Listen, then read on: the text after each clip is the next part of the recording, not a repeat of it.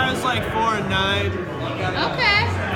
Tried to wheel and deal to make it, to salvage it, but ultimately my draft wasn't very good because I listened to the wrong people.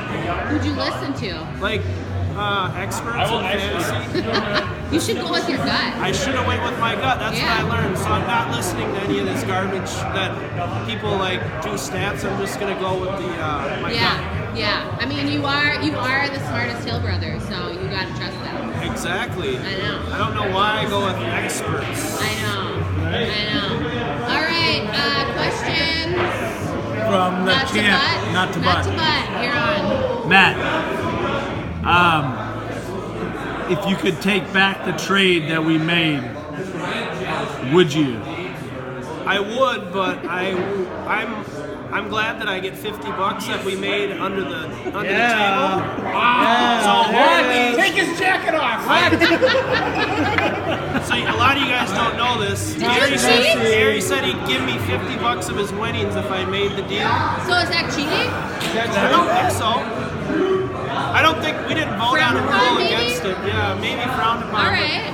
You know, I knew I wasn't going anywhere. I thought, you know, if I could get a third of my league fees back, I'm just gonna go take a league. Should play a part. I felt a little bad about it, but I mean, it's definitely a lack of ethics. Hey, that $50 I can spend. It is. My ethics went out the window a long time ago. Some diapers, you know.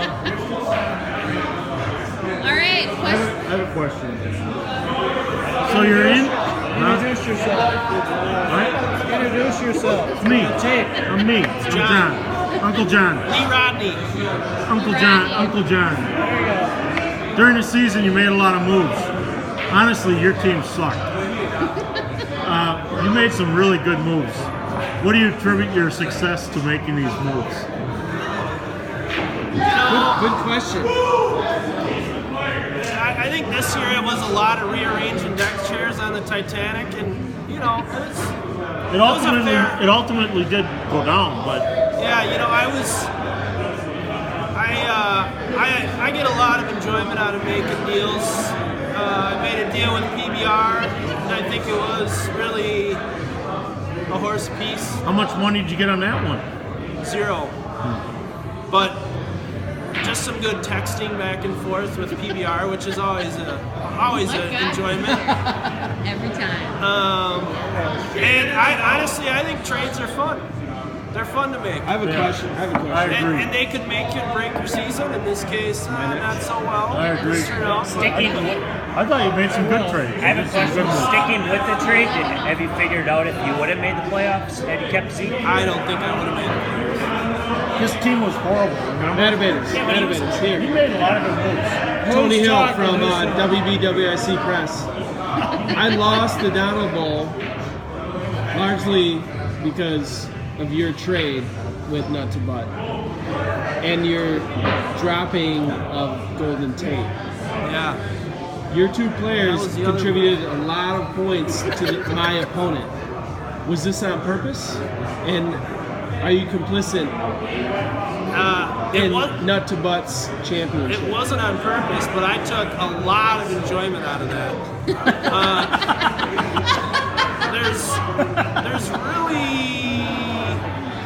There's not many teams I like to see lose in this league, but Dead Rabbits is one of them.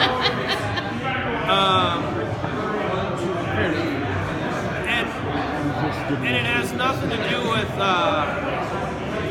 do with you being my brother. It's just there's a bit of arrogance, Dan Mon-like arrogance that you kind of have, and it was on full display on draft night when everyone was kind of having a good time, and you were just going through the paperwork, analyzing salaries, team salary caps, looking at keepers, and I just think you take it a little too serious, and you need to be brought down to the rest of our level. Thank you for that. That's enough. Should I elaborate on that more? That's enough. Why are you walking away?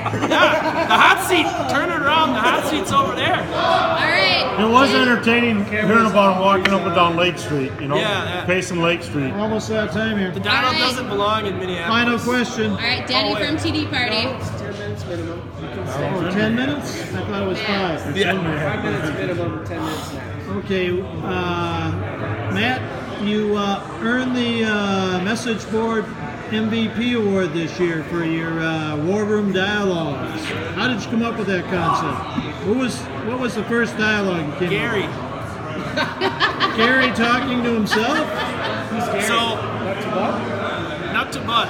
So it was probably week 3, I do talk to myself a lot. and I just pictured Gary dropping Jarek McKinnon right the week of AP's injury, and I just saw all the wheels turning in his head, and I could just feel in the universe that he was off, and he was probably kicking himself, walking up and down probably Hiawatha, right? And that's where it started, and then I just started thinking of all the dirt I have on everyone in this league, and Which is how substantial. how I could just put it to use. So really, the shit wrote itself for me this year. I mean, So having all that free time, not having to worry about your lineup, pretty much freed you up to do the dialogues? I definitely put my energy into that as opposed to researching who's going to score an extra 10 yards every week. And really, like I said, it wrote itself. So take about 5 minutes sitting on the shitter and come up Hey, with it. at least you got $50 coming to you. And I got $50 coming to me. So champ. Your shady trade. All right. I think my new strategy going forward is who I can get side money off of throughout the year. So like, for example, I never wrote a Inside the War Room with Brandon, right? He paid me $25 to not write one. Same with Kupchak. I didn't write one about him. He just offered me a handy, which I don't know if I'm going to take him up on, but he gives those out usually every Friday. So those are the 2 I skipped. But next year, I am taking prepayment, $20 tonight, and I will not write anything about your War Room next year. Cash or check or card. Otherwise, everyone's fair game again. Unless they're offering 25 to 30 next year, plus or a handy. Is he talking about making money on shit? Wait, What is he talking I have a about? question. Are you talking about the Matabator Training Academy? I haven't started. I want to know the 3 teams who you're picking for the Matabator fHILLatio Training Academy. Brandon clearly needs help. He was offering me Isaiah Crowell, a box of powdered donuts, and Phillip Rivers for Ezekiel Probably Elliott. got a couple of nuts and bolts in there too that he could throw. Yeah. Did you see what Crowell did today? 150 yards rushing. Huckleberry Week 17. Yeah, that's right. Also, PBR needs no help from me. IU needs a lot of help. I offered them Arian Foster a week after he retired, and they wanted no part of it. And Sanford and Son offered me a trade for Kelvin Benjamin 5 weeks in a row, right after I traded for him. And I should have done it in hindsight, but for some reason, I should trade with them more often because they don't know shit about fantasy football. All right, we got a minute left. Are there any more questions for Matabators? Any other questions for the Matabators? 5 minutes. For $50, Gary's paying me $50. What?